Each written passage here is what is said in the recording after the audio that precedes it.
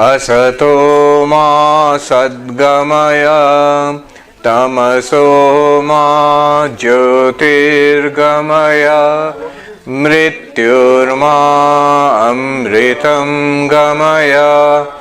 Om Shanti Shanti Shanti.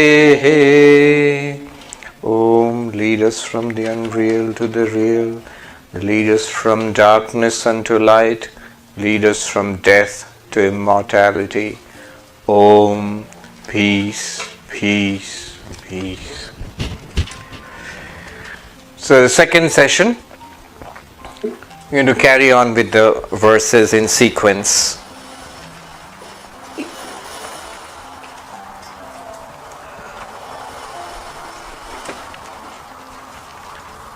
Verse number 4.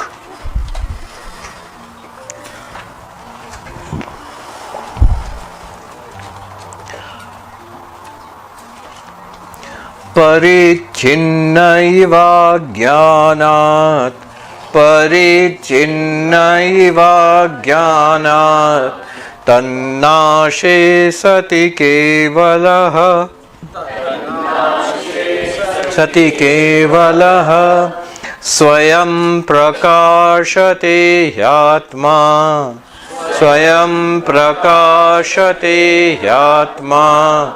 Meghapayaṃ shumaniva, meghapayaṃ shumaniva. It is only because of ignorance that the self appears to be finite. When ignorance is destroyed, the self, which does not admit of any multiplicity whatsoever, truly reveals itself by itself, like the sun when the cloud is removed. Very profound verse. This verse, it tells us the Vedantic analysis of our problems, really what's going on, a deep analysis of our problems, why we are unhappy, why we are unfulfilled, and what the solution is. It tells us the real nature of the Atman or Brahman which we are, and also the method or the very nature of spirituality. What exactly does spirituality do? So, all of this is there in this verse. It's a very interesting and important verse. Parichinna iva ajnanat. Parichinna means limited. This limitation is the source of all our problems. We don't usually use that language. We don't think about it that way. What's the source of my problems? The source of my problems, well, I'd say annoying neighbor, that would be in top 10. And then I'm not getting parking. You don't have that problem in Calgary. In Canada, you have lots of parking space. Maybe not in Toronto, but in Manhattan, that's a biggie. Source of unhappiness. Maybe it's my health, maybe it's my financial status, maybe it's my relationship status, or my Facebook likes or dislikes or whatever. These are my problems. These are my problems. And they're the big ones, like old age, disease, death, all of these problems. But all of them Shankaracharya reduces to limitation, parichinna, cut off. Think about it. Limitation means what? What do you mean by limited? Well, I am this body, I am this person, and I'm limited in time. There was a time when I was born, and there's a time I'm going to die. This mortality, this inevitable death, this is called limitation. Parichinna, kala parichinna, limitation in time. And this is maybe the greatest source of all our problems. This fear of mortality, this fear of death. R.D. Laing, who is a psychotherapist, psychologist in England, 1950s, 60s. He said something which I like. He said that human beings are afraid of three things. One, our death. We are really afraid of our death. That although we express in an expressed way, we don't think about it, but that's the underlying source of a lot of our psychological problems. In an expressed way, thinking about it, that's one of the practices a monk is supposed to undertake.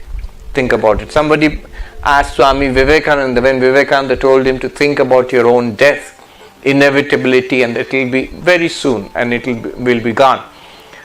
So the person said, but won't a person become depressed when you think about it? And Vivekananda said, initially yes, but later it will set you free.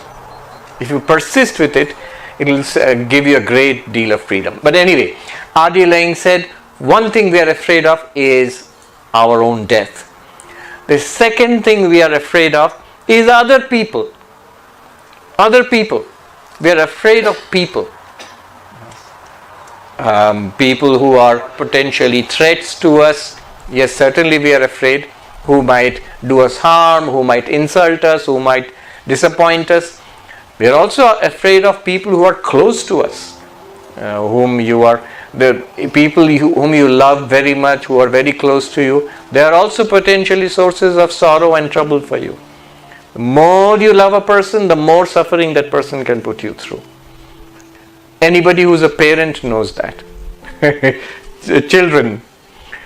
So, other people, we are afraid of other people. And finally, he said, we are afraid of our own minds.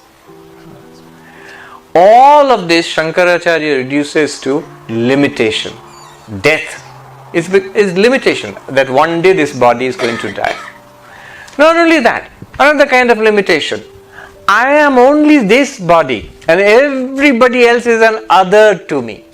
So other people, I'm afraid of other people. They're all other to me. The French existentialist Sartre, he defined hell is other people. Definition of hell, other people. Other people is hell. So what is this other people? It's limitation. I am this, I don't identify with them. They're all different from me. So there, among them some I like, some I do not like, and in each case it's a problem. Because I like means I have expectations of them. I do not like, I have anxieties about them. In each case it's a problem. Limitation. I am only limited to this and nothing else. Parichinna. Limitation in space. I am this and not anything else. Limitation in time. My time on this world is so limited. Limitation in object. Only this much is mine. The rest is not mine. So on. So all these limitations are at the root cause of our problems. So what do you do about it? Apparently you can't do anything about it. What can you do about the aging and death of the body? You can manage it a little bit maybe. You do a lot of yoga and gluten free, you'll go a little easier. But still it's downhill. It's always downhill. After 50, after 60 it's all downhill. You can have a managed downhill slide or uncontrolled downhill. So this is limitation. Then Shankaracharya adds a word which is the source of all Advaita Vedanta. One tiny little word. Eva. Eva. As if. Limited as if. As if limited. You see, limitation we all understand. In the moment it's pointed out what is meant by limitation. Limitation sounds like a philosophical term, but when you point it out in graphic terms in our own lives, how our lifespan is limited, our health is limited, our wealth and power are limited, our capacity for enjoying is limited. All of that limitation, that's a source. And really, that is the source of all our problems, deep underlying source. That much is easy to understand. The next thing is the dramatic claim made by Advaita Vedanta. Parichinna eva, as if limited. You are not limited. Advaita Vedanta wants to tell us something that is so radical. You are Brahman, you are limitless existence, you are not born and you will not die. Body was born and body will die. It's nothing to you. Vivekananda says it's as little as a little bit of hair falling off from your head, you don't care about it. When all the hair falls off, I'll be most happy. I don't have to keep shaving all the time. You don't care about it. Similarly, body. One body falls off, what is it to you? If you are a Hindu or a Buddhist or a Jain or a Sikh, from an Indian background, you believe that we have had thousands of bodies earlier. We have been born and we have died so many, countless number of times. In fact, if there is an expert, if we are an expert in anything, it's in dying.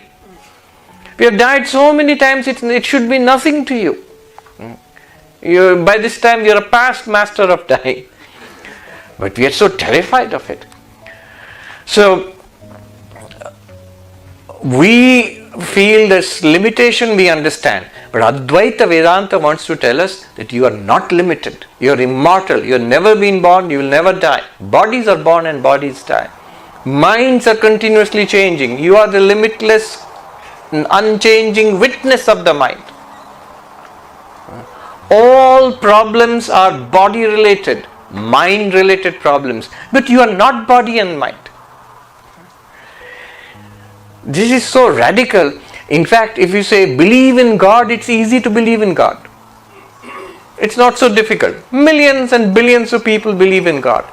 But to believe, to even conceive that you are limitless existence, consciousness place, that you are Brahman, that's much more difficult. Why is it difficult? Because we have a deep rooted feeling that I know what I am. I never question it. I am this person, that's all. What's the point in questioning it? Advaita Vedanta questions. It begins by directly questioning your idea about yourself. And it wants to say, these limitations you think you have in your lifespan, in your dependence on others, that others are the source of my happiness and sorrow, all of these limitations, eva, as if. That's not true. Why as if? Ajnanat, because of ignorance of your real nature. It's like being in a dream. Another example which will come soon. Full of examples. So another example will come soon is a dream example.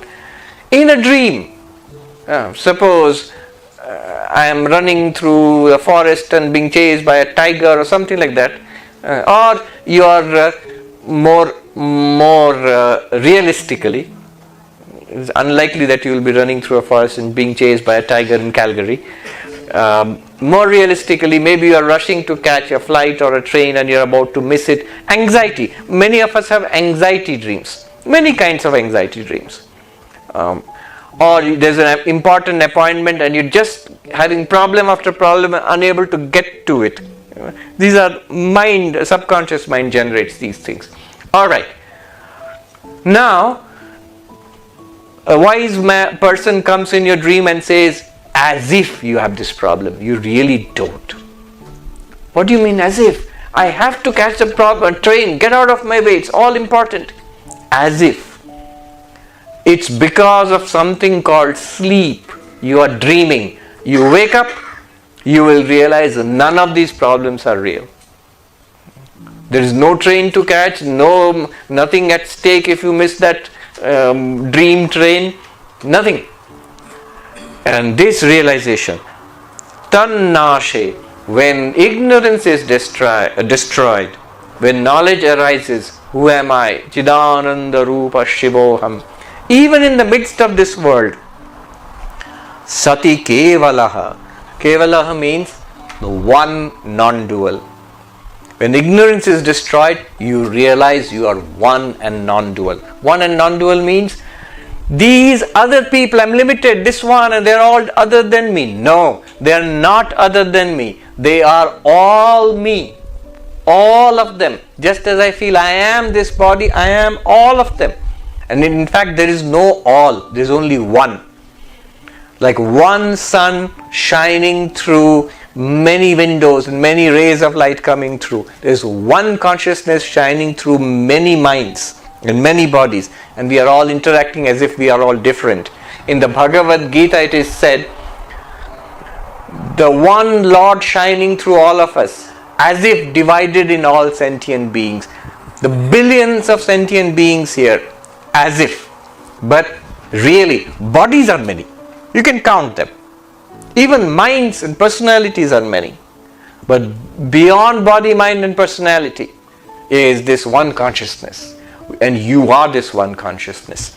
Sati Kevala becomes or realizes, I am the one limitless non-dual. Non-dual means Advaitam, non-dual. No second reality apart from you. Though it appears to be a second reality. So this limitlessness we realize, it's already there. It's not that I am limited, I will become unlimited. So no, your limitless nature is hidden as if by like the cloud hides the sun, as if.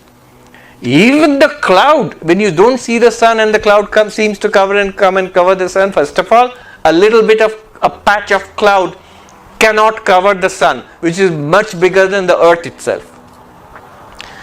Second, even that cloud is revealed by the sun shining behind it. Right? By which light are you seeing the cloud? By the sunlight. It is by your own limitless nature as consciousness that even the problems which come to you, old age, disease, death, unhappiness, problem from other people, all of these, how are you experiencing the problems in your life? How are you experiencing the sufferings in your life? It's only because you are this limitless consciousness. That I am. Nobody doubts it. We all feel that. I'm putting this whole teaching in another way. I am, nobody doubts it. But what we do is we immediately associate the I am with a body, with a mind, with a story. And then the problem starts. The I am becomes limited. Without those, the whole thrust of this self-knowledge will be to show how this I am is actually unlimited. Notice even the I and the am. The am is existence. Am, the isness. And the I is consciousness. The Sat Chit. Limitless existence consciousness is your nature, is my nature. It's there right now, just like the sun is shining. If the cloud seems to obstruct it, the cloud is blown away by a gust of wind and the sun shines unobstructed. Hastamalakacharya, the youngest student, Shankaracharya himself was young, and all his students were older than him except one. One was a young boy, and he was a strange little boy. He wouldn't speak. So today you have a lot of diagnoses as autistic, and so many things will be done to help the kid. In those days, in a little village, the parents didn't know what to do with this little boy who wouldn't speak, who wouldn't go to school, who would just go and sit under a tree and while away his time. When they heard that a great sage, Shankaracharya, master, has come to their village, they thought maybe he can help. So they went to him and said, "Can you come and see our boy?" So he comes. And by immediately seeing that little boy, he realizes this is an enlightened being. And he asks that boy, "Who are you? Why have you come here? What is your purpose in life?" And the boy replies in perfect Sanskrit and in verse, obviously. He replies, "I am not, a brahmachari, I am not a grihastha, I am not a student, not a householder, not a forest dweller, not a monk, I am not a Brahmin or a Kshatriya or a Vaishya or Shudra, the one of 4 castes. I am not the body, not the mind. Nitya upalabdhi swarupa aham. I am the limitless existence, consciousness, bliss which is continuously being experienced. Nitya upalabdhi. Always being experienced. And then he gives this series of verses, which is highest Advaitic knowledge, little boy expresses. And then he says, towards the end of that series, one verse is there. Just as to the foolish one, when the cloud comes and obstructs his vision, he thinks that the sun is obstructed, his sun is hidden. When the cloud comes and obstructs my vision, I think that the sun has been covered. Similarly, that the foolish ones think that baddhavad yobhati, which appears as bound and in samsara, this ever present, ever free, ever experienced Atman, that I am. So this is what is said here. Meghapaye, when the clouds are blown away, Angshumaniva, as the sun shines forth, as if the sun was covered, as if you were limited, as if limited. When the clouds are blown away, how the clouds will be blown away, how do we see ourselves without body, mind, that will be shown. It's there, it's coming.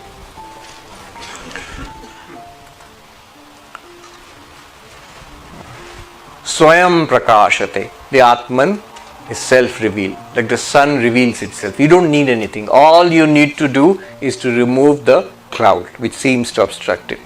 So, what is the nature of our problem? Limitation. But very luckily, apparent limitation, the word eva. Why is it apparently limited? Because of our ignorance of who am I. When I realize who am I, what will happen? Sati kevala, it becomes one and non-dual. You realize yourself as one reality, non-dual, the same in all beings. Immortal, no problem, no question of dying.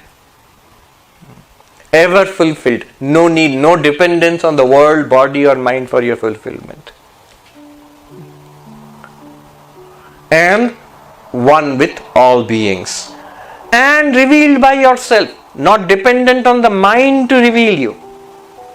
Just as all that the mind can do is remove the ignorance in the mind. All that we need to do to see the sun is to remove the cloud, not to reveal the sun. You don't have to focus a flashlight on the sun. Right.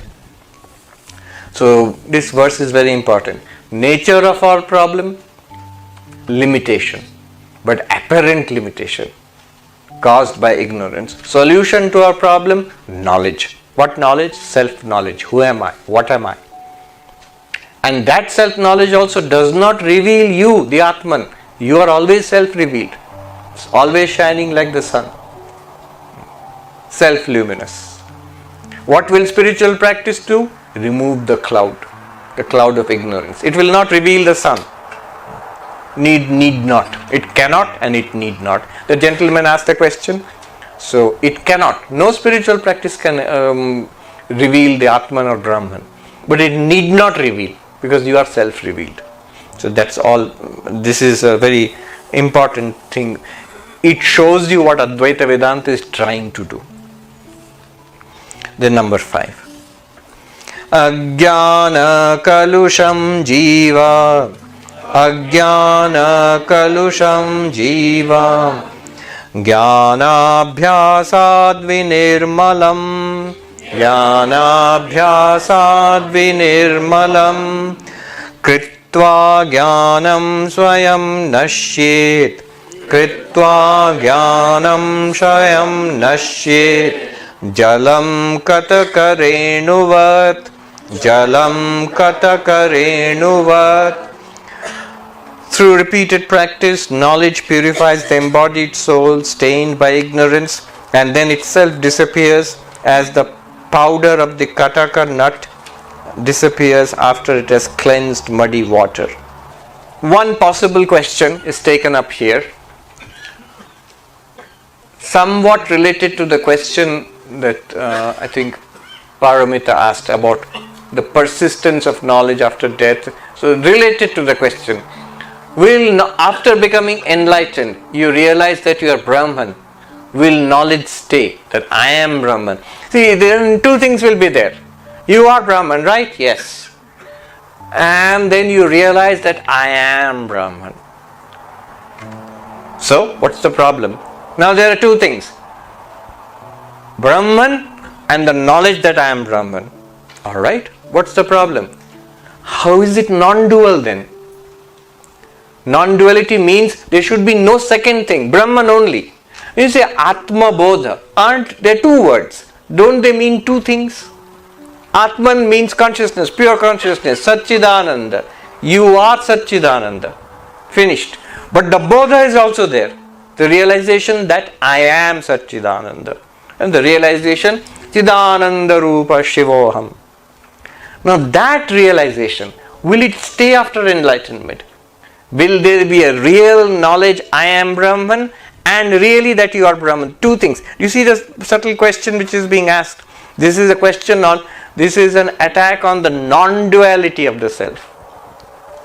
You are saying Brahman is non-dual, no second reality apart from it. Now here's an objection.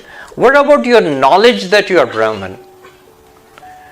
Ultimately, won't there be two things? You are pure consciousness plus the knowledge that you are pure consciousness. I am awareness itself. Also, I know that I am awareness by itself. Two things. And the answer is no. After enlightenment, that knowledge itself will go away. And we immediately think, hey, that means then you will become ignorant. So you are trapped. Either give up your non-duality or give up your enlightenment. One of the two. Which one will you sacrifice? The answer is, you don't have to sacrifice anything. You will be enlightened, you are the non-dual reality, and non-duality is not affected by the knowledge that you are enlightened, that you are Brahman. How? So here another example he gives. So this is a very nice whole spectrum of examples. Jalam kataka renuvat. So this was before there were modern filtration systems.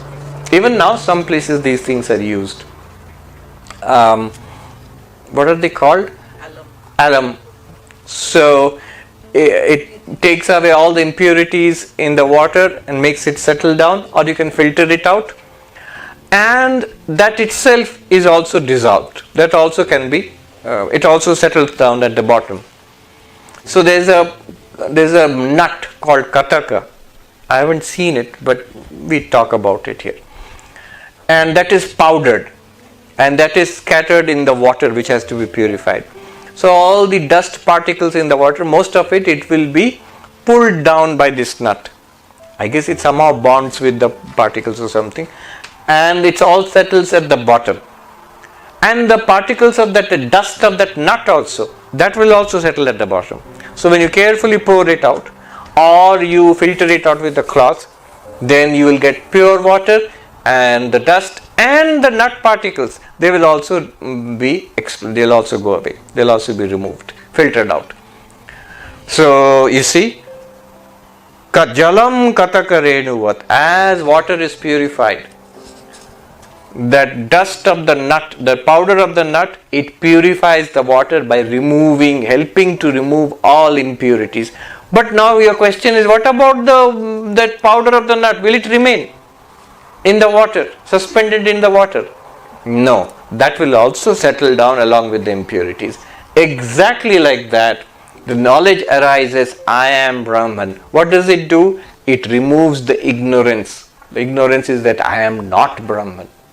I am body, I am mind, I am a person. So body, mind, person will persist. But you realize you are not that. There's a nice saying, the person will never become free, but you become free of the person. While the person is persisting, world will keep on appearing, body will keep on appearing, mind will also keep on functioning, and yet you are free of it. It's an appearance in you, like a movie playing on a movie screen. Sri Ramakrishna gave another example, the two thorns which I mentioned. So there's a thorn of ignorance in my flesh, a thorn of knowledge is taken, removes the thorn of ignorance. Both thorns are thrown away. Because this idea that if knowledge goes away, I'll become ignorant. It's not like that. You realize what you are, then ignorance cannot come. Because not only the world is falsified, the body, mind, where ignorance may come, that's also falsified. What will happen is, won't there be any doubts at all after you become enlightened? Even if there is a doubt, you will see without any hesitation. You will see clearly that in your radiance the mind is functioning, and in that mind a vritti of a doubt has arisen. That very doubt proves you that you are Atman. Shankaracharya's famous, there's one line which says, Yaeva tasya nirakarta tasyeva atmasa. Whoever denies this Atman, it is the Atman, the self of that very denier. You will see without any doubt. Whatever doubt comes up, that's also revealed by you, the consciousness. That's also given existence by you, the existence itself. You are the one who lends existence to the mind, body and the universe, and you are the one who lends light to the mind, body and the universe. Three kinds of impurities. We did that just little while ago. First, deepest impurity, ignorance. Then, restless. Then, impurity of the mind. So, in Sanskrit, chitta mala, chitta vikshepa, ajnana. Ignorance, ignorant mind, restless mind and impure mind. All three can be considered impurities, but the deepest impurity is ignorance. So he says, ajnana kalusham jivat. A sentient being is afflicted by the impurity of ignorance, and which is removed by jnana, by knowledge. What knowledge? I am Brahman. Just a little addition here. Interesting wording is used. Jnana abhyasa nirmalam. Jnana abhyasad nirmalam. By the practice of knowledge, the jiva, sentient being, is purified.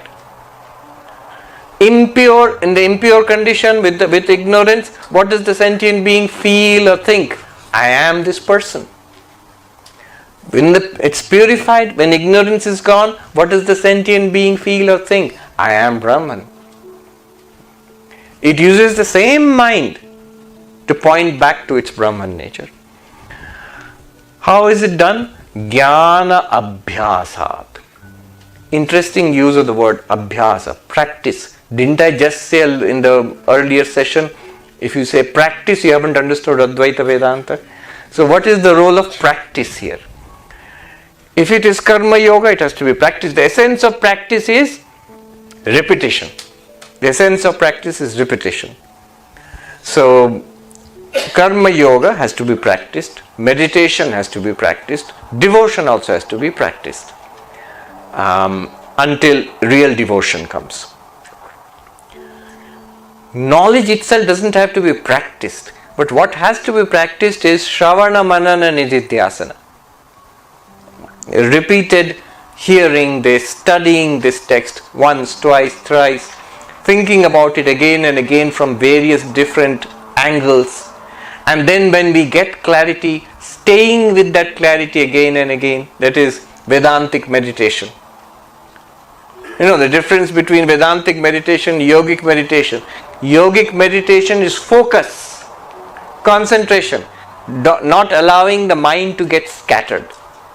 So you focus on, say, suppose a mantra, Om Namah Shivaya. What do you do with that? Repeat, repeat, repeat. Om Namah Shivaya, Om Namah Shivaya, Om Namah Shivaya. The mind can only do one thing at a time, and you are giving it that one thing to do. Om Namah Shivaya. So it will not allow the mind to get scattered. That's yogic meditation. Mantra meditation, image meditation, many kinds of meditation are there. Breath, following the breath, and so on. All of them are training of the attention focus. In Advaitic meditation, Nididhyasana, what happens is, it's more, different words have been used to describe it. Vivekananda called it assimilation. It's not so much trying to realize Brahman, you already have got clarity. Through hearing and reasoning, you have got clarity. Now staying with that clarity until it's assimilated, until you can say that honestly, I am Brahman. You don't have to say it, but you can feel it. It's clear to you now. Another term used is, somebody said marinated. When you cook, after cooking, you don't immediately take it off the fire. You put a lid on it so that the masala, the spices are absorbed in the food. Similarly, after your listening, thinking, got the clarity, don't pack up immediately and leave. You stay with it. Day after day, you think about it and then stay with it. Let it marinate. You soak into it. Another term used is familiarization. It's not to find something. You already found it. Once you have got clarity about what the teaching is, you found it. Now you familiarize yourself with it. Because we have become familiar with body-mind. Now become familiar with yourself as awareness. It's present now. But become familiar with yourself as awareness. Note its special features. That it's limitless. It's not born. It does not die. It does not have old age, disease, death. It does not have unhappiness, depression. It does not have excitement or boredom. You familiarize yourself with yourself. So this is Vedantic meditation. Now, number 6.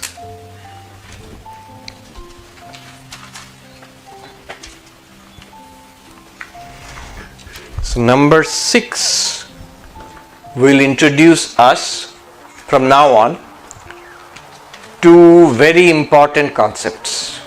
All of this so far has been a kind of general introduction to Advaita Vedanta. Now the study is starting from 6 onwards. First, a very important concept is going to be introduced. This concept is called Adhyasa. Adhyasa. English, superimposition. What is superimposition? Taking something to be what it is not. You take a rope to be, mistake a rope to be a snake. That's Adhyasa. If you see something on a movie screen and you don't know it's a movie, you think it's a real car or a cops and robbers chase, that's Adhyasa. It happened to me once. I should have known better. I was in Hollywood and I was new there. So that's my excuse. I was in the ashram, and then from a parking lot I heard a commotion. So I rushed out into the parking lot. It was evening. And I saw this car come rushing in through the gate which was open. And this lady was standing near the gate. She had an overcoat. She whipped out a gun and started shooting at the car. I was stunned. I didn't know what to think. And only when I heard cut, then I realized there was a movie shooting going on. And again the car backed out, and again it came back in, and again the lady shot at it. She was firing blanks. Now what was my adhyasa, my superimposition?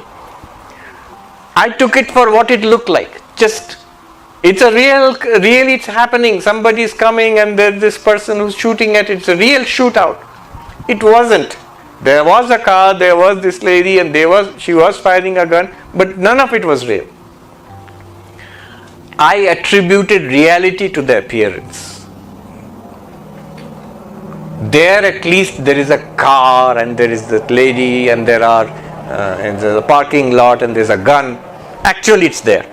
Only the action is, it's acting. But here in this case of the world, This entire physical world, this body, this mind, all of them are actually not out there according to Advaita Vedanta. They are all appearances in awareness and nothing but awareness. So, you are that awareness. One sadhu said, first of all, you are the witness of all of this. That's the thing to be understood. Second, that you are witness, but not like I was the witness of the shootout in the Hollywood parking lot. No. You are witness like a dream. One sadhu put it nicely. I'll tell you in Hindi and what he said and translate. पहले तो ये जान लो कि आप दृष्टा हो. You are the witness. This is the first thing to understand. उसके बाद ये थिएटर है या सिनेमा है वो देखा जाएगा. What he said is this. First of all, understand that you are not part of it. You as awareness, you are the one which is illumining it. You means not this body mind. The body is very much part of the samsara. So is the mind. But you as awareness, you are illumining it. You are the drashta, the witness. You don't have to try to be the witness. You are choicelessly the witness. You can't be anything else. Now, what is it that you are witnessing? Is it really out there, something out there? Is it like a Broadway show, as you said, theater, a Broadway show? What's the difference between a movie and a Broadway show? So in the Broadway show, there is actually a stage and there are actually actors that are coming up on stage and doing things. You are still a witness. You are not part of the play. But they are there. Those people are there. They are acting. And in a movie, even that is not there. It just looks like that. There are no real actors there. There is no real stage there. There are no real props there. It's an appearance, light and pictures on a screen. If you say actually those things are there and I am the witness of it, that's Sankhya. Prakriti and Purusha. Purusha is consciousness and Prakriti is a real material nature. Apart from consciousness, interacting with consciousness. Prakriti and Purusha. That's Sankhya. And if you say it's not really there, it's all appearing in consciousness. There's nothing outside consciousness. Then it is Advaita. Why Advaita? Because in Sankhya, material nature exists as a second to consciousness. In Advaita, whatever appears in consciousness does not exist as a second to consciousness. Just as waves in the ocean do not exist as a second to the water. It's the water alone which is appearing as the waves. It is consciousness alone which is appearing as its objects. It is you appearing as your universe. Okay. Now this is Adhyasa, the concept of superimposition.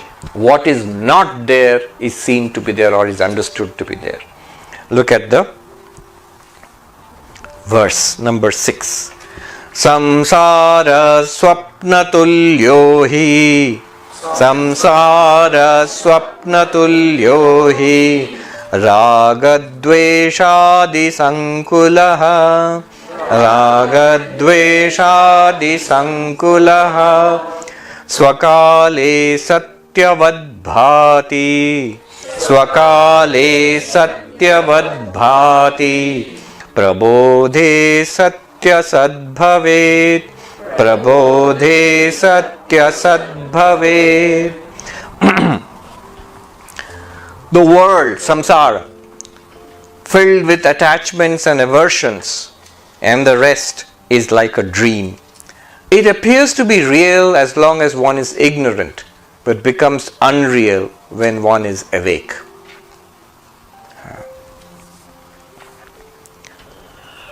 So, here we are introduced to Adhyasa, superimposition, a central concept of Advaita Vedanta. Also, Jagat Mithyatva, the falsity of the world, much maligned, much misunderstood concept in Advaita Vedanta. Both are introduced here. Very important. So, alright, I understand I am consciousness of some sort, something is there. What is this world? What is this universe? He says, Swapnatulyohi.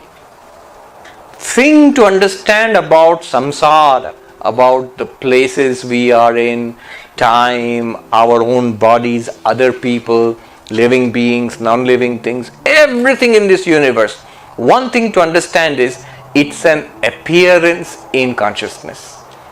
And he gives an example. Luckily for us, so many examples. Here is one example. Swapnatulya, like a dream. Like a dream. What happens in a dream?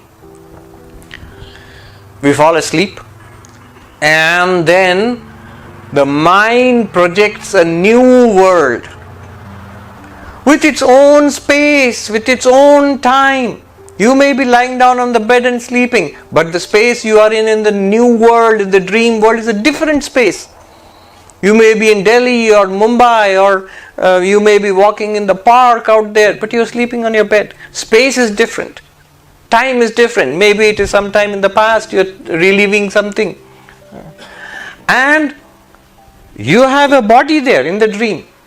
And other people are also there in the dream. Living and non-living things are there in the dream.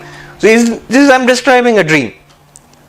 So the dream, entire dream world, new time, new space, new body populated by other sentient and insentient beings, this is how a dream functions. And you are there in the dream also. And also, none of this would be a problem. But then the problem starts is, why? See, if you are dreaming, you are experiencing a world of imagination, what is the problem? It's enjoyment.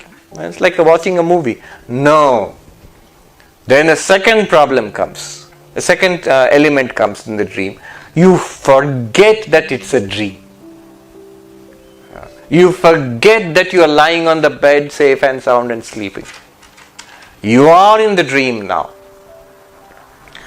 Exactly like that, what happens is, so here is some Vedantic metaphysics.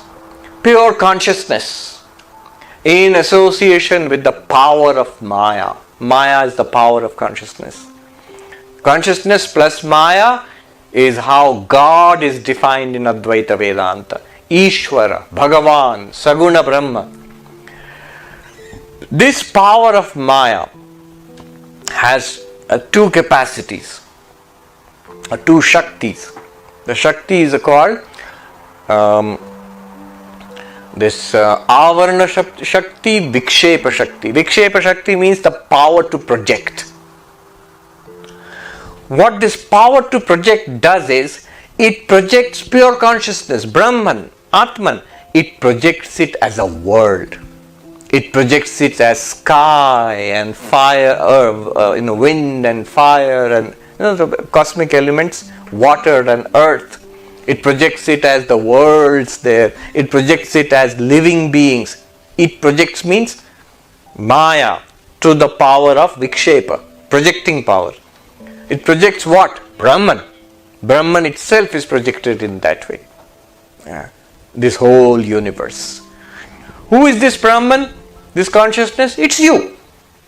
And as I said, it shouldn't be a problem. You should enjoy the display. Oh, by my power of Maya, by its Vikshepa Shakti, I am seeing a universe. Very nice.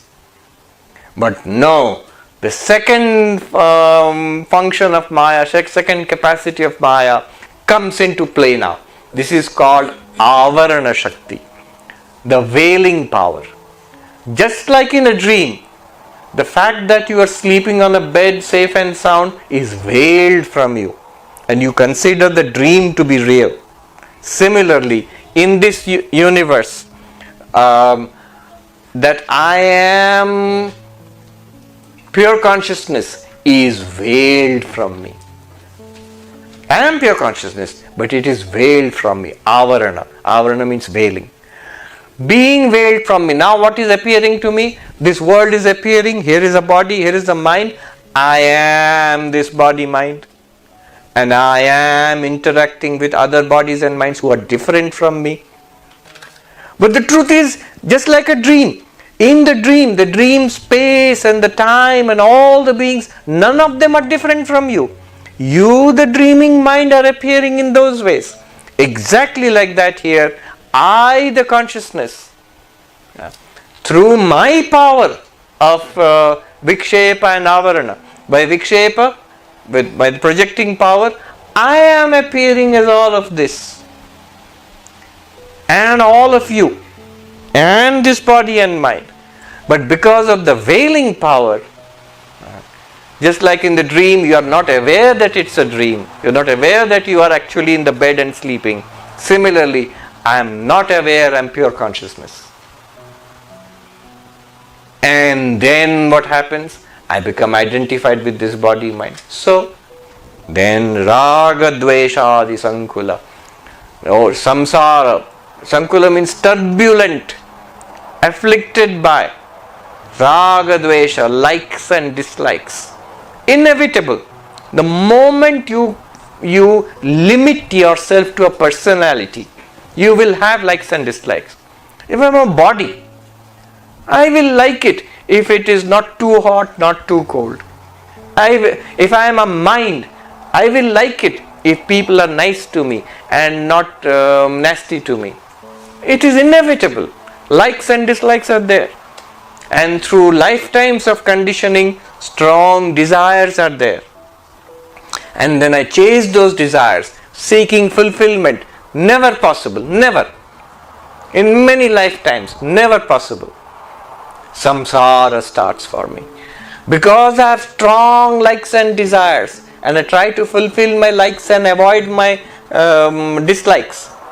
Raga, dvesha. Raga means likes. Dvesha means dislikes, aversions. Sometimes I do it within the limits of dharma, ethics, morality. Sometimes I exceed the limits of dharma or ethics or morality. Because my likes are so much, I really want it, I don't care, somehow I must get it. Or my fears and anxieties are so much that I really do immoral things to protect myself. I tell a lie or something. And so, dharma, adharma, moral, immoral actions. And that will give rise to the papa punya, merit and demerit. Good deeds give rise to punya, merits. Bad deeds, naughty deeds give rise to demerits, papa. And that gives rise to sukha dukkha, future lives in which pleasant and unpleasant experiences keep coming to me. Just like they are coming to me now. This is all generated by my past. So here is the chain of act. Here is the chain which I just mentioned. Raga, dvesha, likes and dislikes, leading to dharma, adharma, moral and immoral actions, leading to merit and demerit. This is the law of karma. Papa punya, leading to sukha dukkha, pleasant and unpleasant experiences in this life and beyond. This is samsara. All due to what? Due to this projection and veiling. Because of veiling, this projection and veiling together, it causes what something called adhyasa, superimposition. The rope is veiled and it looks like a snake to me. This is superimposition. Superimposition is a fancy word, just means taking something to be what it is not. Shankaracharya defines it as atasmin tad buddhi. What is not there, you see it there, or you think it's there. This is a crucial concept in Advaita Vedanta. And then he defines Swakale Satyavad Bhati. As long as it exists, as long as I am not awake, as long as I am under the influence of the veiling power, it seems to be real. As long as I am sleeping in the dream, whatever is happening in the dream seems to be real. What's the difference between seeing a dream and seeing a movie? When you are watching a movie, you are aware it's a movie. No matter how terrible, how tragic, how scary, it's all enjoyment for us. It's all enjoyment for us. It's an aesthetic experience. It's art. Even if it's terrible. But even a fraction of that if you see in your dream, you get very agitated. Why? Because the dream feels real while it's happening. Swakale, in its own time, in its own duration, Satyavad Bhati, shines as if true. Then Prabodhe Sati, once you awaken, once you wake up, snap out of it, Asad Bhavet, immediately becomes unreal, false. What do you say? Oh, thank God it was a dream. If it was a nightmare, or if it was something nice, you won the lottery or something like that. Oh no, it was a dream. So, you awaken, snap out of it. It is falsified. What seemed real to us, as long as it lasted, when you awaken from it, it is what we experienced is falsified. So, this is an example. Now apply to Advaita. As long as we are under the influence of Avarana Shakti, the veiling power, as long as we do not realize we are Brahman, this will seem real. Seem real, not real. Even while it is going on, even while it seems real, it's still not real. And when we realize, so notice, here you don't have to snap out of this state into some other state. Enlightenment is not a state. Enlightenment is the realization of reality. Right here in this state, that's why it's an example.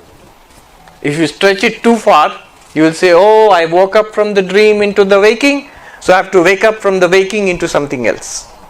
No.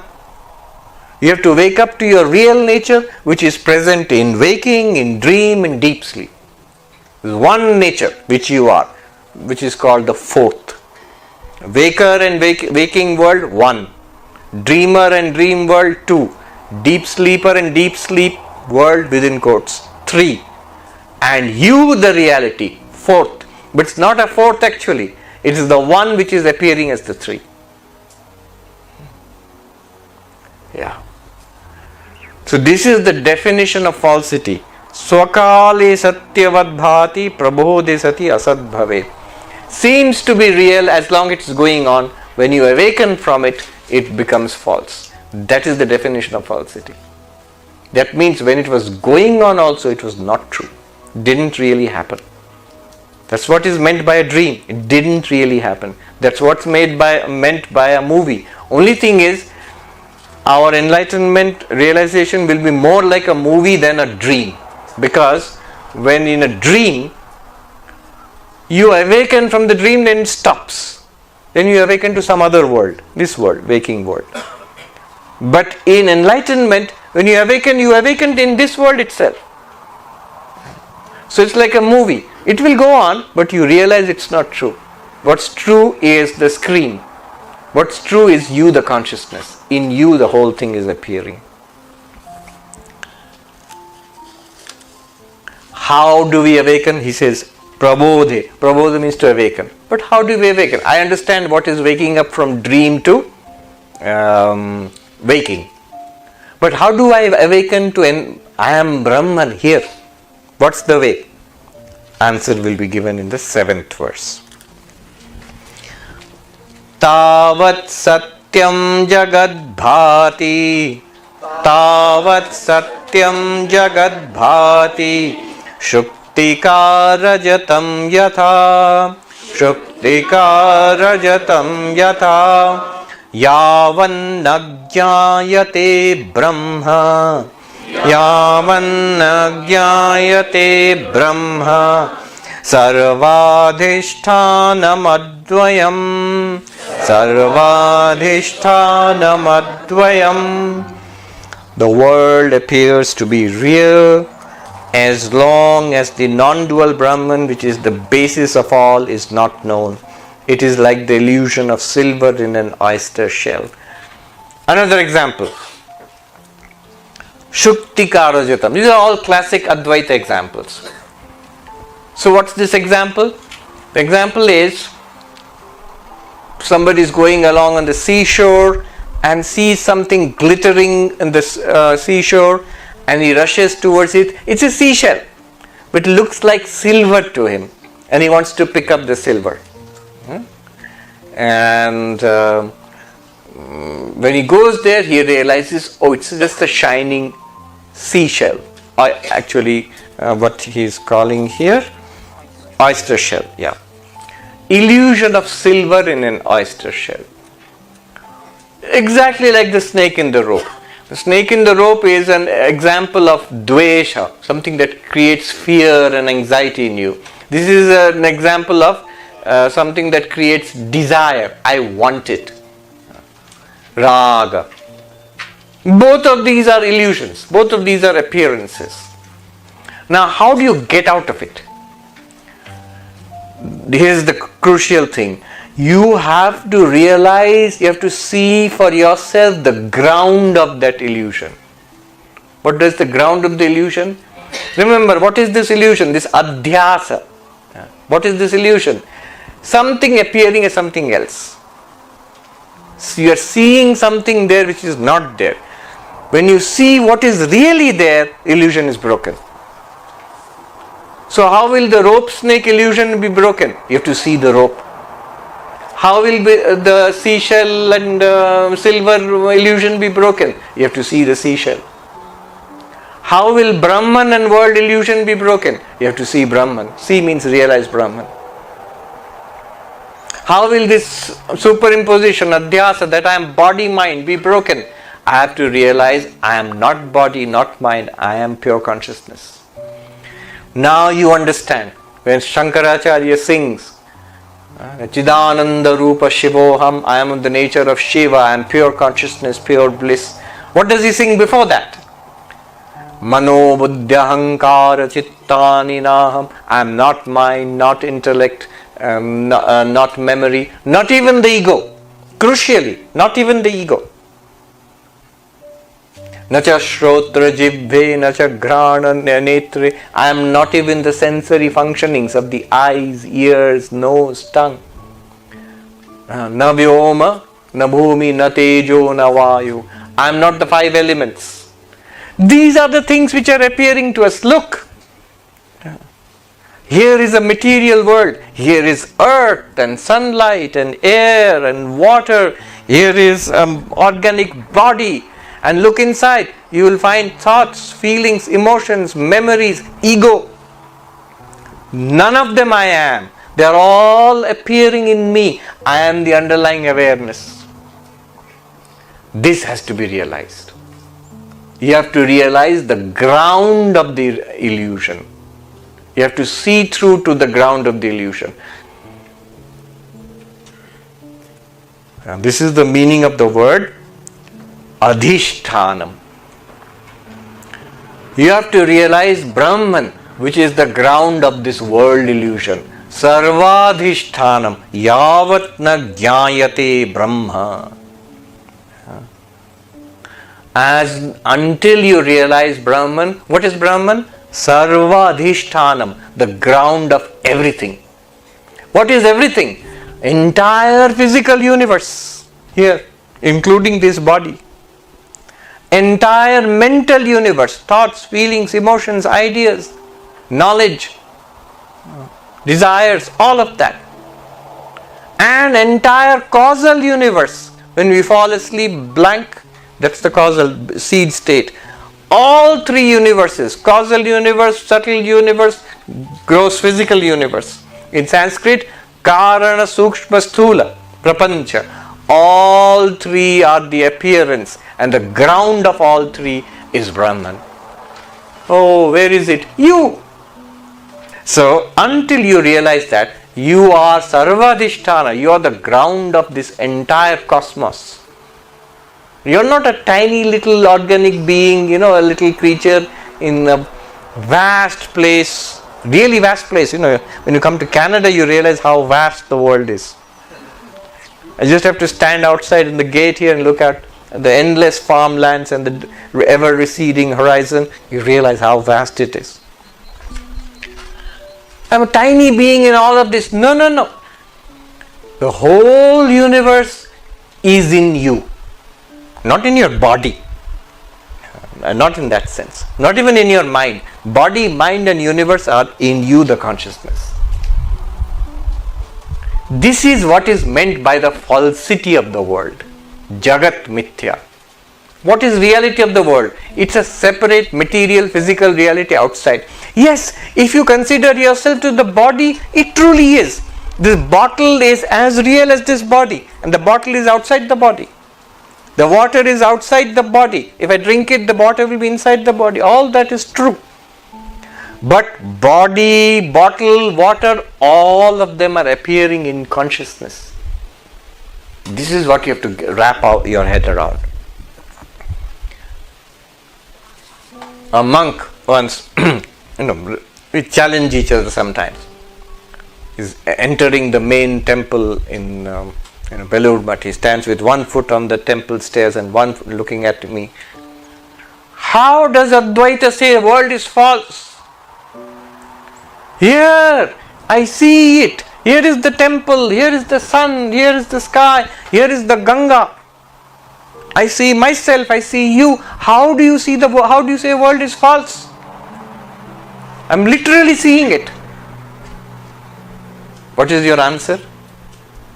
My answer was, notice your language. What did you say? You didn't say the world is real. You say, I see it. Equal to, mathematically derive, the world appears in my experience. Does it appear outside your experience? The very word appear means experience.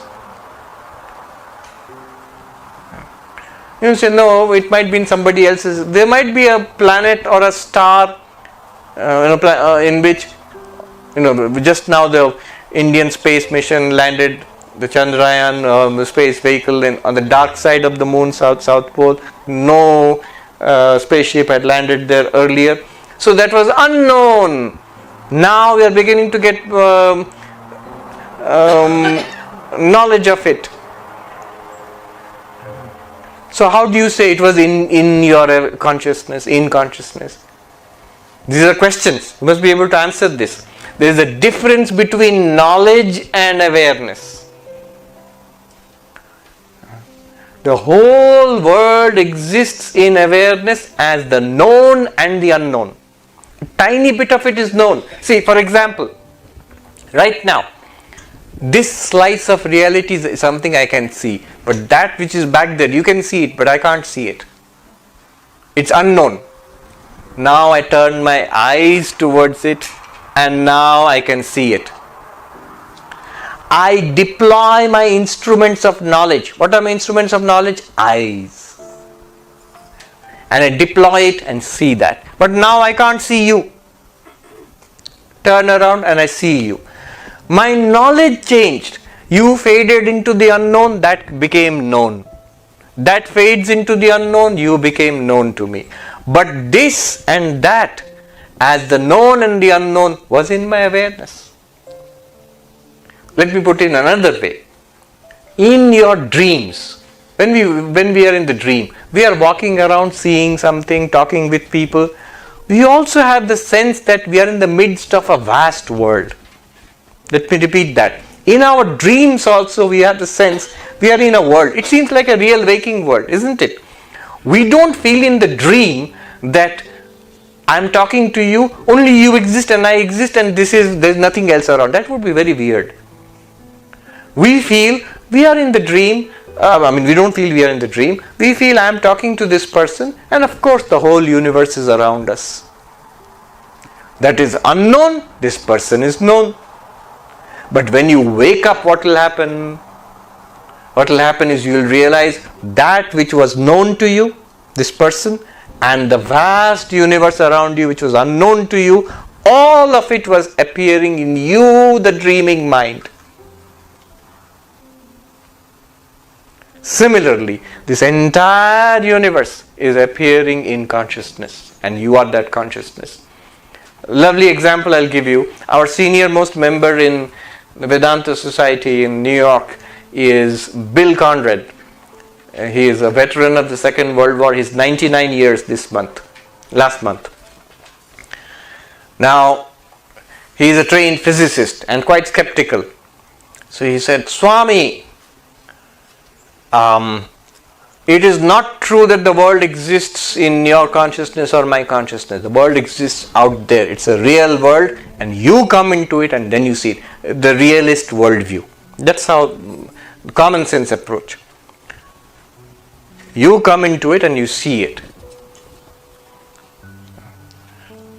So he asks this question often, and somebody else told me, don't be in a hurry to answer it, Swami. He's been asking this question before you are born. So you are not going to solve his doubts. But I solved it. At least I said something to which he had no answer.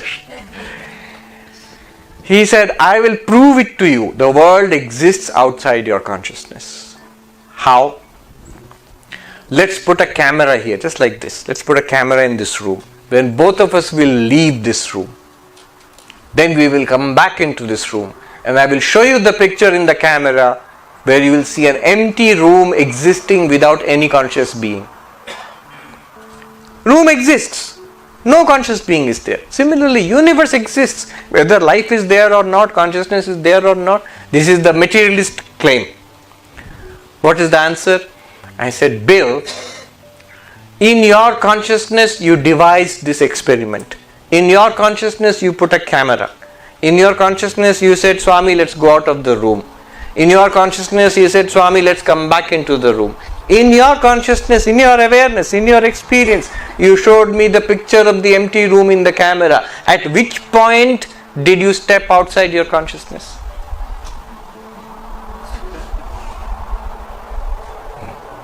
If you make the distinction between knowledge and consciousness, you will see. Knowledge requires consciousness. But both known and unknown are in consciousness. Alright. Again, one more little point. Falsity of the world. Advaita Vedanta has been taught in this way. Brahma satyam jagat mithya jiva brahmaiva napara. Brahman is real, the world is an appearance, and jiva, sentient beings, you are none other than Brahman. This is the whole sum and substance supposed to be. Sum and substance of Advaita Vedanta. But people ask, what is the use of this teaching of world as false? Two uses, I'll tell you. First, surface level, and second, the deeper point of it. First, the use of this teaching. It's pedagogical, it's helpful. Why? Falsity of the world develops your vairagya, dispassion. Our likes and dislikes, which are so strongly connected with the world, is only because we take it to be real. Why do we react with likes and dislikes, terror and temptation in a dream, but not in a movie? Movie, we enjoy it fully, but we don't take it seriously. Why? Because we feel it's not there, it's a picture. Just sounds and light and sound show. And in a dream, although dream is equally false, we feel it is real. So we react to it. We get scared.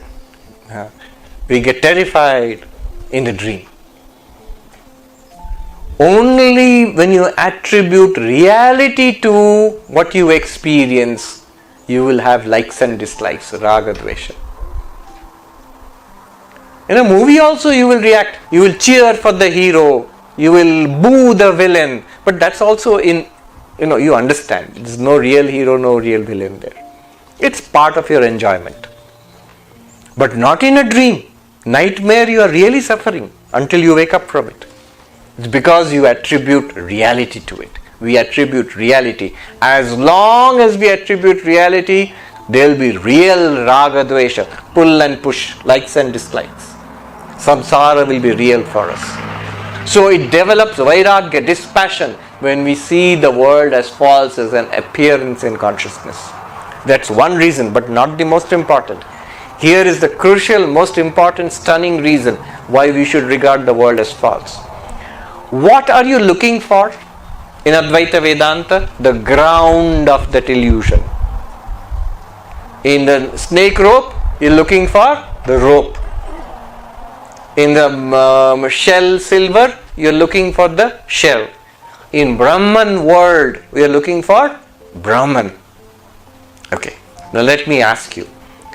If the snake is false and the rope is real, you're seeing a snake there. Where is the rope? Look it. Where? Where the snake is? Why? Because the snake is false. It is the same thing in reality rope, in mistake snake. That is the meaning of falsity. When the man is tempted by the silver and someone tells him it's just a seashell or an oyster shell, he asks, where is the oyster shell? There, where you are seeing the silver. See clearly, you will understand. Where is Brahman? Where is Brahman? If the world is real, then Brahman has to be elsewhere. God is in heaven. If the world is an appearance, then the question will be, what is it truly? It's Brahman. Then where is Brahman? Here, right now. Which object is Brahman? Every object. Though Brahman is not an object, but none of the objects are anything other than Brahman. When is Brahman? Strange question. When is Brahman? You will say, when is heaven? When is God? After death. But now, if I say, world is an appearance of Brahman, when? Now. And in the past, and in the future, all the time, and now. Here, there, everywhere, but here. And which object? Everything, but especially you. So the teaching of the falsity of the world is a direct pointing to the reality. If the world were real and there is some reality called Brahman God, then you have to search elsewhere. Else when, in some other thing.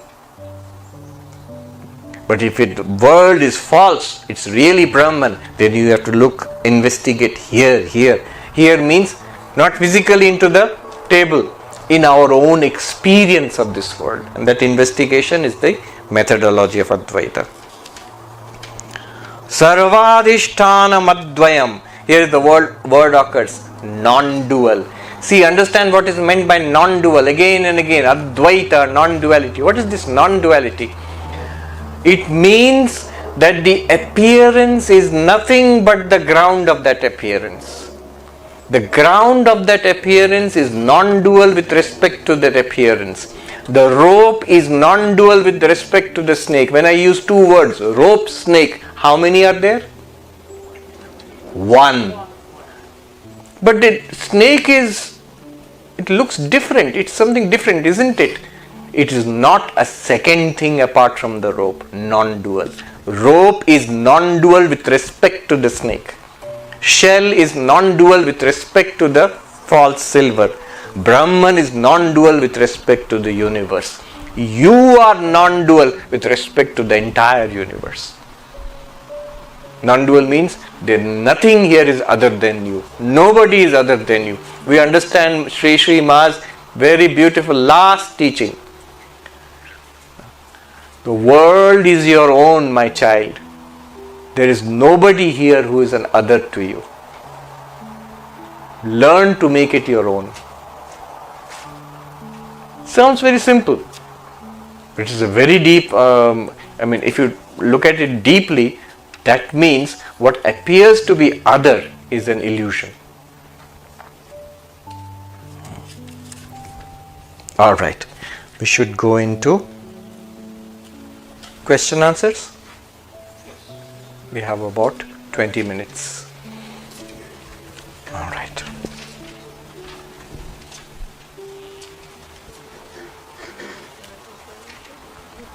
So, the concepts of adhyasa, superimposition, concept of falsity of the world. concept of ground of that illusion, non-duality, all heavy-duty concepts we have come across. Use the examples: snake rope, silver nacre, that seashell, the sun and the cloud, and that nut which pulls out all impurities and also goes away itself. All of these, use these examples to understand what's going on. Yes, tell us your name and ask the question. My name is Shivapriya. My question is, as self illuminates, like from self, we reveal self. That's what we learned, right? Self reveals self. Yes. So self is revealing self through illuminating power.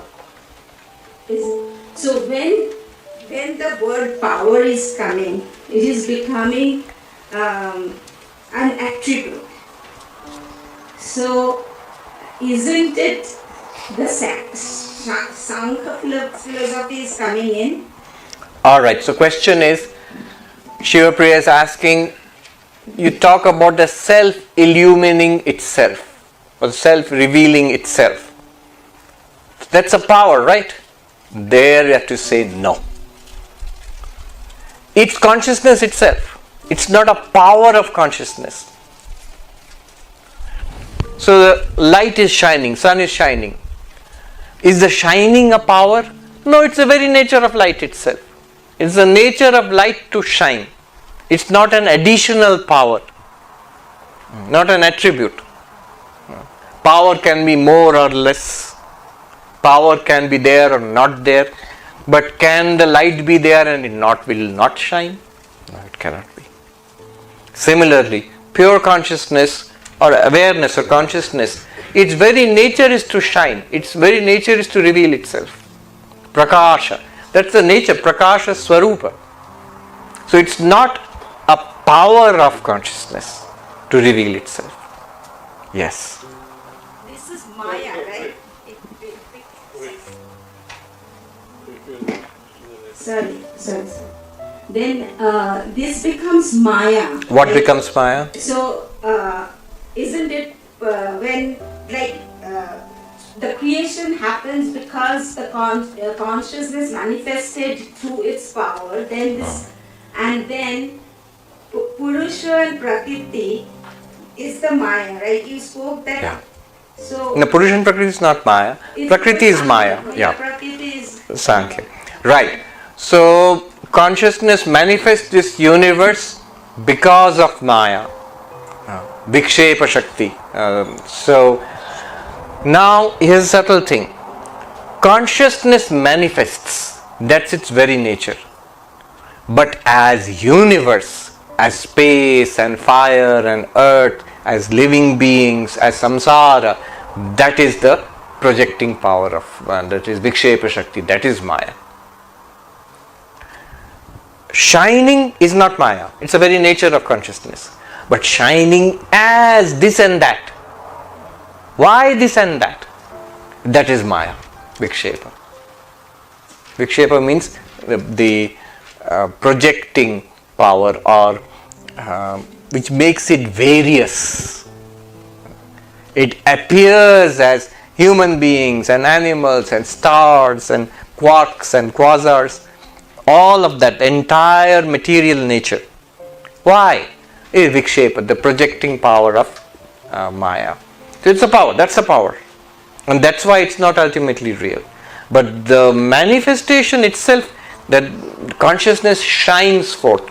See, here is a question. Gaudapada, this is an answer from Mandukya Karika. Why at all of this is happening? Why at all consciousness is appearing as all of this? Answer will be Maya. But why Maya also?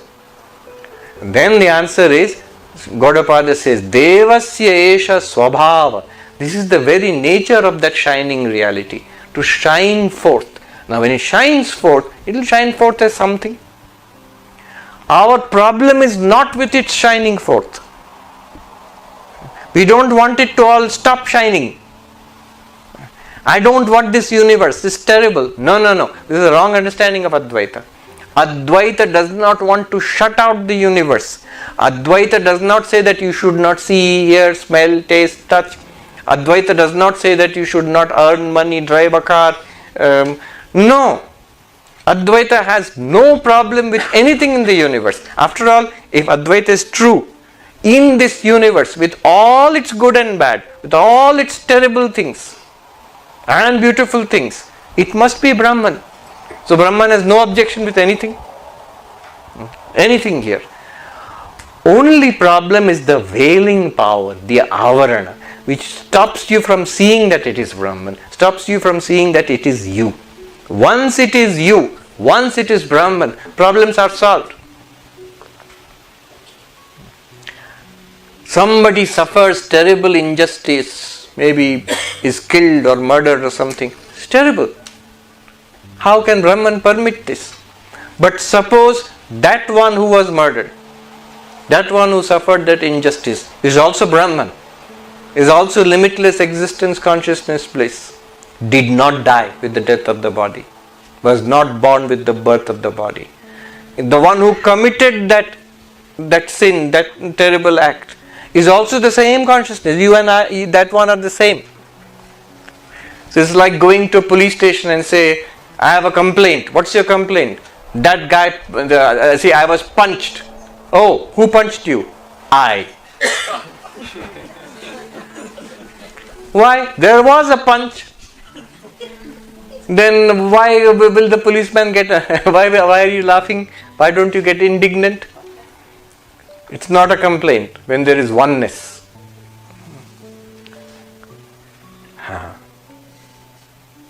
All right. Swamiji, I'm Savan. Yes. So my question is, how would you define not real? Because is it because of the temporary nature of the world, the manifestation, the manifestation? How would you define the world? Very good question. So, when this is real philosophical thinking. When you're talking world is real, no, world is not real, Brahman is real. First question should be, please define reality. What is the criteria for something to be real? How will you judge something is real or not? Then we will see whether Brahman is real or world is real or not. Because without this kind of precise definition, it all becomes vague. What are you talking about? Alright. So this is a very big topic. It's an ancient topic. Vedanta and all the other philosophies in darshanas in India, they have to give a criterion of reality. Define reality, then we will debate. And they have done it. So it's a wonderful study to see how the different darshanas, philosophies define reality. But if you want a modern, contemporary overview from a Western perspective, I would highly recommend this book, Reality Plus, David Chalmers. He is well known as the person who coined the term hard problem of consciousness. He is the head of the mind-brain consciousness unit in NYU. His latest book is Reality Plus. Basically, he wants to say even virtual reality you should consider it to be real. Anyway, quite apart from that, and there's a lot of Indian philosophy there. There's a cartoon of Narada and Vishnu there, and so on. But my point here, replying to your question, there is a very good and thorough section on various definitions of reality. How do you define it? Let me give you one or two examples. I'm going back to ancient Indian philosophy. What are the definitions of reality? One definition of reality, for example, the Buddhists give. They call it Artha Kriya Karitvam, practical efficacy. Does it work as expected? I'm rushing towards water, I feel very thirsty, and I go to drink that water. If I drink that water and it quenches my thirst, it works as expected, it's real. But if I go and find only sand, then I realize it's a mirage, it's not real. It didn't work. So artha kriyakaritvam, practical efficacy, does it work? It's amazing that the leading American philosopher of the 19th, 20th century, William James, the philosophy itself is called pragmatism. It's Charles Sanders Peirce, he started it. William James is the one who popularized it. And put it into action was John Dewey. What is the criterion of reality according to pragmatism, American school of pragmatism? Does it work? It's very American. Then somebody oversimplified, joked that it's a cash value philosophy. Does it actually work? Then it's real. To this, the Vedantin, Advaitin says that, I see. So if you drink water, it quenches your thirst, it's real. Yes. Well, my dear Buddhist, you rush to this lake and you drink water, it quenches your thirst. Would come to the conclusion it's real? Yes. Next moment you sit up on the bed and you realize you were dreaming all along. In your dream you felt thirsty, in your dream you drank water, and in your dream you felt quenched. Will you say now that water is real? No. So the practical efficacy is not a foolproof criterion of reality. And like this, many other theories are there. So the Buddhist will ask, okay, wise guy, Advaita, a non-dualist, tell me your criterion of reality. Our criterion of reality, this is direct answer to your question. Trikalavaditatvam satyatvam. That which cannot be negated in the 3 periods of time is real. What is negation? Negation is correction. What is correction? That which I thought to be real is false. This flash of realization. This should not happen. If this does not happen, cannot happen, then that thing is real. Now see, snake rope. I have a flash of correction. Oh, it's not a snake, it's a rope. Therefore the snake is not real. Silver naked, it's not real. Because it's not silver, it's just a seashell. Oh, correction, got corrected. Dream, I woke up. Oh, it was a dream, none of that happened. Corrected. So anything that can be, bada means correction, negation, that the earlier thing which I thought to be real is now understood to be error. Alright. Now here someone might ask a question.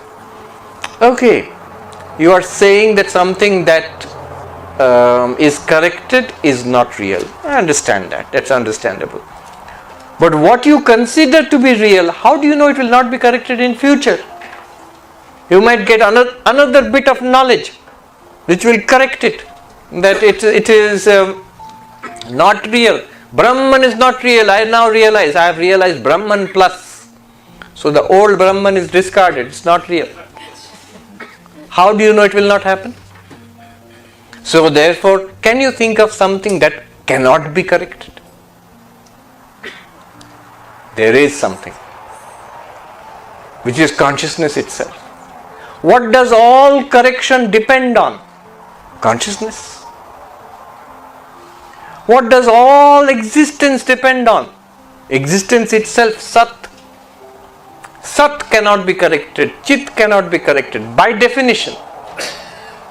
Even to correct it, you will never, it's impossible to have a cognition like this. Oh, consciousness is not real. Now I have consciously realized it. It's impossible. Every correction depends on consciousness. Consciousness does not depend on correction. So consciousness must be by definition real. Oh, I see. That's very nice. What is this consciousness? It's you. It's you. Our problem is to mix up parichinna, to take up something limited and put it on consciousness, body, mind, personality, and then weep. Advaita says, take a look at yourself as that uncorrectable consciousness, unlimited consciousness, and then live your life as body, mind, personality, no problem at all. It will be like watching a movie. You will be a blessing to yourself, you will be a great help to others for the first time. Swami Brahmananda says, after this realization, your spiritual life starts. Because it's real then, it's real. Before that you are seeking. Okay. Very good question. One should think about this. What is real? What is the definition of reality? And there are many other definitions of reality offered by the other schools. So Advaita cuts all of them down and then gives this definition. And interestingly, David Chalmers, I'm sure not going through this process, he has come to this conclusion also. It's this non-correctability that should be the final one of the, at least he says it's one of the criteria of reality. Namaskar Swamiji, my name is Srinivas, I'm from Calgary. Yeah. Thank you for your time being here. Swamiji, from the previous session I had a question. The darshanas you mentioned offers the path to achieve the final outcome which you enlightened us of the two, the Dukkha Nivritti and the Paramananda Prapti. And one single term for that is moksha. Moksha. Freedom. Thank you. Swamiji, also what was very beautiful in the session was you gave us the 3x3 matrix. We work in framework, so that gave us a great framework for the method to do that, which are all the yogas that you mentioned. Now, is this 3x3 only an Advaitic framework? Only an Advaitic framework, because if you go to some other school of Vedanta, if you go to a Madhva school, they will completely disagree with this. I was going to ask that question. Yes. So if you go to Ramanuja, he will not say Karma Yoga, then Bhakti and then Jnana. No, he will say Karma Yoga, then Jnana and then Bhakti. The basis is selfless action. Then next will come knowledge of yourself as consciousness, and then Bhakti towards the Supreme Consciousness, that is God. That is Ramanuja. So he will privilege Bhakti over Jnana. And if you go to Chaitanya Mahaprabhu, he will say, just forget all this stuff. You need only one thing, that's Bhakti. Just love of God. That will do the trick. And if you come to Sri Ramakrishna, he will say all of them work. He doesn't have a hierarchy. Shankara has a hierarchy. Ramanuja has a hierarchy.